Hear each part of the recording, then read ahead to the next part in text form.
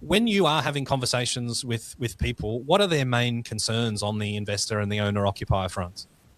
I think it's more so not being able to afford it, but I think that's probably what's more in people's heads. When a lot of these people, they could have afforded it anyway. Yep. A lot of investors would come to me and they want to spend, let's say, $1 million, but the broker said that they can go to 1.5.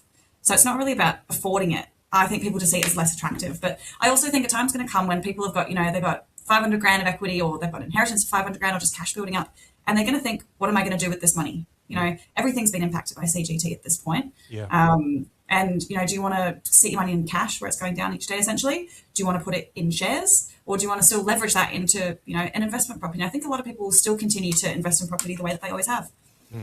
Yeah, and you mentioned smart money. So of the people that are out and then they're active, are they feeling like, gosh, this might represent a 10% drop in what I might pay outside of this period of negative sentiment and people sitting in their hands? Do they feel like it's a 5%? Or is it less about price and more about competition, and they're able to actually be decisive and go, this is the one, and meaningfully accept to be able to get it?